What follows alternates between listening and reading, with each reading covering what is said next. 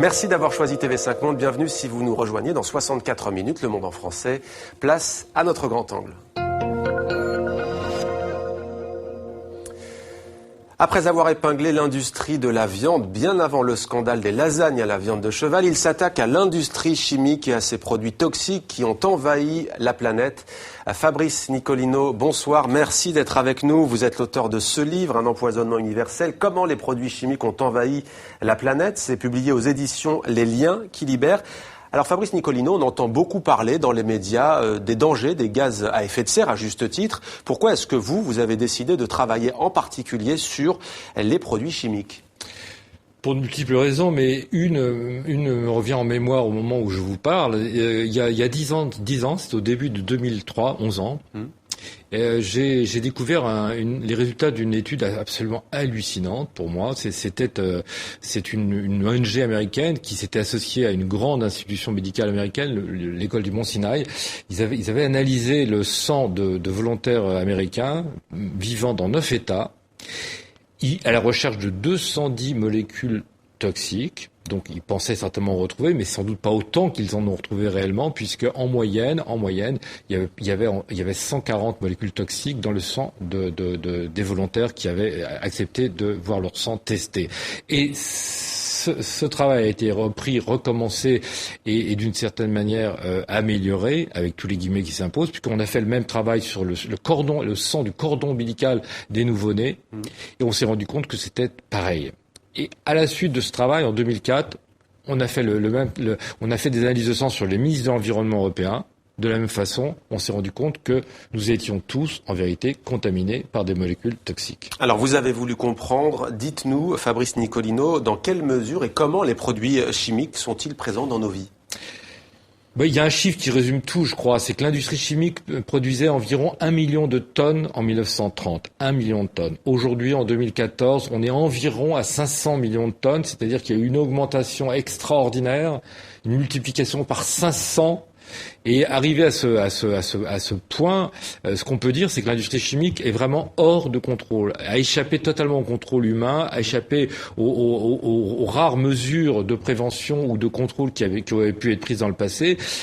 Il se trouve, pour des raisons que j'explique dans le livre, qu'elle a désormais tous les droits et elle éprouve un sentiment de toute puissance et elle crée sans cesse de nouveaux produits pour satisfaire de nouveaux besoins, ou supposait-elle, parce que la publicité joue un rôle important dans toutes les histoires.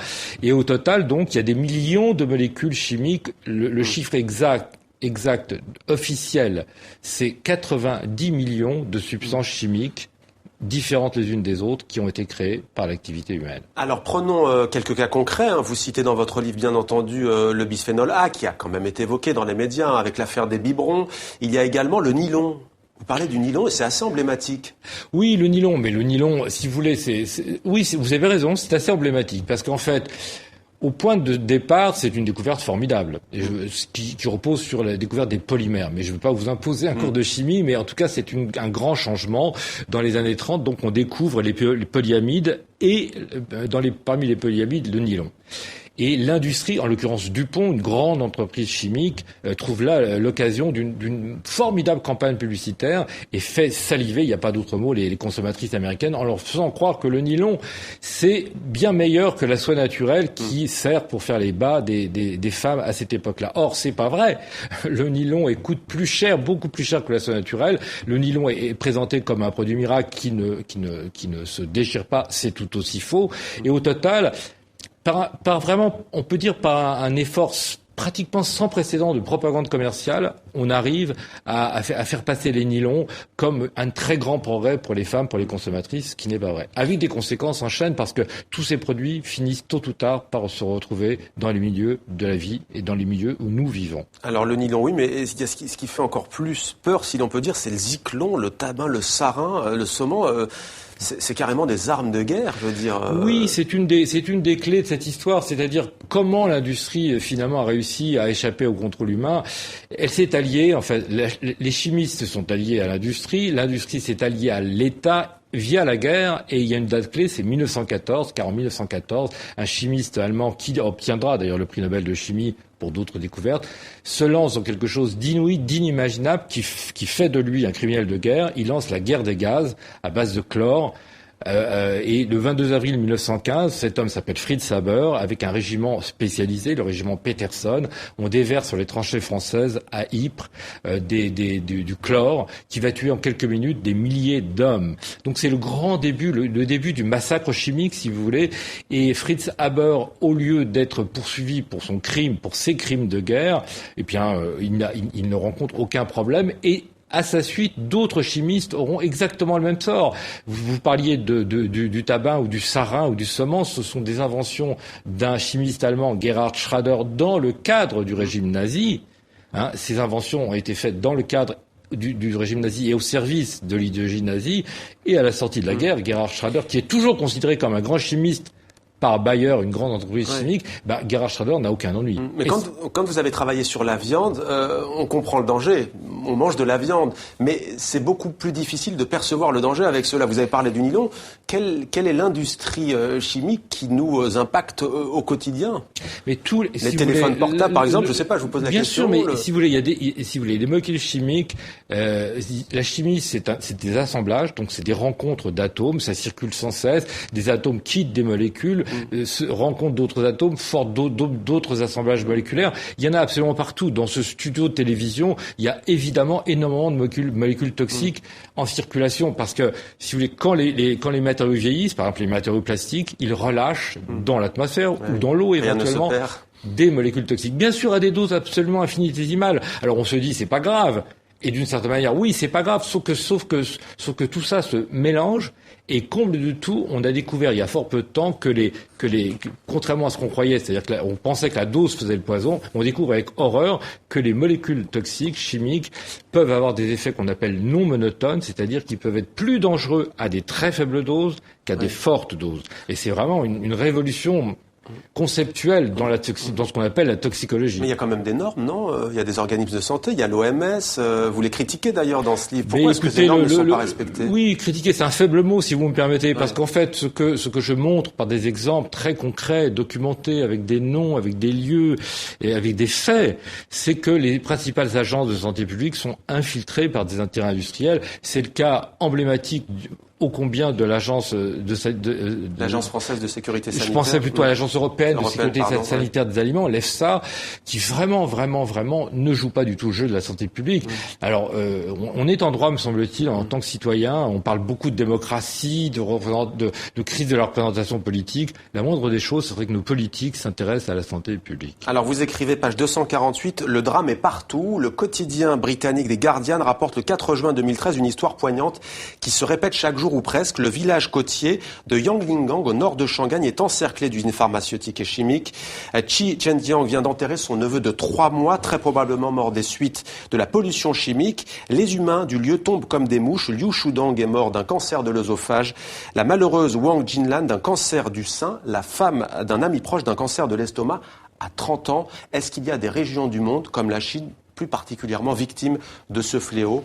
Oui, bien sûr, il y a des lieux absolument maudits. Par exemple, où elle va, dans le sud de l'Espagne, c'est où il y a une grande concentration d'industrie chimique. C'est un lieu maudit. Il y a la banlieue d'Accra, au Ghana, qui abrite une décharge épouvantable, sordide, immonde de déchets électroniques et chimiques venus principalement d'Europe et des États-Unis. Il y a au Canada ce qu'on appelle la vallée de la chimie. Il y a des lieux comme ça. La Chine est vraiment... je crois que très peu de nos concitoyens imaginent ce qui se passe aujourd'hui en Chine. C'est vrai qu'on peut parler de massacre. Est-ce qu'il n'y a pas une contradiction, ou tout du moins un paradoxe, vous l'avez dit tout à l'heure, multiplié par 500 en tonnes, en millions de tonnes même, vous disiez, les produits chimiques. Et pourtant, on est dans un monde où l'on vit mieux. Alors c'est un problème compliqué, en quelques mots. L'espérance de vie a augmenté considérablement et tout le monde s'en félicite. Moi le premier, je suis vraiment bête de m'en plaindre, donc je suis très heureux de cela. Simplement, il y a beaucoup de signes, notamment aux États-Unis, qui semblent, je dis bien qui semblent montrer une inversion de tendance. En tout cas, l'espérance de vie stagne et surtout l'Union européenne nous propose et nous demande de nous servir d'un autre indice qui s'appelle l'espérance de vie sans incapacité. C'est très important parce que imaginez quelqu'un quelqu'un qui a 90 ou 95 ans, qui a une maladie d'Alzheimer, qui ne peut pas reconnaître ses enfants et qui ne peut plus profiter de la vie, est-ce que c'est vraiment ça, vivre encore? Et l'espérance de vie sans incapacité, qui est un excellent indicateur, cette espérance de vie, elle diminue en France de manière très sensible depuis 2007 et peut-être 2006.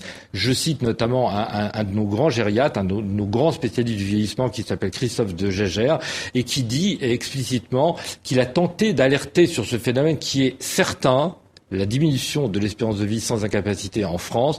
Il n'a pas pu, car le message était trop négatif, on ne l'a pas écouté, on ne l'a pas invité, on n'a pas voulu entendre cette vérité. Quelle maladie peut provoquer une exposition répétée à ces produits chimiques? Vous avez cité la maladie d'Alzheimer, maladie dégénérative, neurologique. Quelles sont les autres maladies? J'ai cité tout à l'heure le cancer dans ce village chinois. Oui, c'est-à-dire, il faut faire attention, je ne prétendrai jamais que les produits chimiques sont la cause de tout, ça serait absurde. Ce qu'on voit dans un pays comme la France, c'est une explosion de nature épidémique de grandes maladies. Le cancer, 110% d'augmentation du nombre de cancers entre 1980 et 2012. L'Alzheimer, vous avez raison, on est à peu près à 1 million de cas, on en attend probablement 2 millions. Les allergies flambent. Il y a entre 25 et 30% des Français qui sont allergiques. Ouais. L'obésité et le diabète flambent. Mais pourquoi? Parce que c'est un perturbateur endocrinien, ce produit toxique? Il y a des études de plus en plus nombreuses qui sont publiées malheureusement dans les meilleures revues scientifiques de la planète et qui pointent des liens certains entre exposition à certaines molécules chimiques et certaines de ces maladies. Donc, si vous voulez, le lien est certain. Ceux qui disent le contraire ou mentent, je ne veux pas le croire, ou sont vraiment complètement incompétents. Alors que faire? Parce qu'une fois qu'on vous a lu, on se dit, vous le disiez vous-même tout à l'heure d'ailleurs, vous avez eu beaucoup de courage à le faire. Hein. Enfin, j'ai sûrement pas dit ça. Non, c'est pas du courage. Je dis, vous avez eu beaucoup de courage à le faire, mais que faire concrètement? Parce que quand on vous lit, on est assez pessimiste quand même. Je pense qu'il est légitime pour une société humaine de proclamer ses buts, de proclamer ses objectifs, de dire que nous n'avons pas envie d'être empoisonnés et donc il faut reprendre le contrôle de nos existences. L'industrie a ses propres buts qui sont des buts industriels et nous humains, nos buts c'est de défendre la santé des nôtres, notre santé à nous. Donc c'est un effort, je dirais, démocratique. Je rêve, moi, d'un sursaut démocratique dont je ne vois pas quelle forme il prendra, mais je rêve d'un sursaut démocratique. Je voudrais, mais profondément et sincèrement, que la société française se réveille et qu'elle décide enfin de contrôler ce qui est tellement important pour son sort. Fabrice Nicolino, un empoisonnement universel, je voulais dire beaucoup de travail et du courage sans doute aussi parce qu'on voit que le dossier est sensible. Comment les produits chimiques ont envahi la planète, édition Les Liens qui libèrent. Merci beaucoup d'avoir témoigné sur TV5 Monde, Fabrice Nicolino.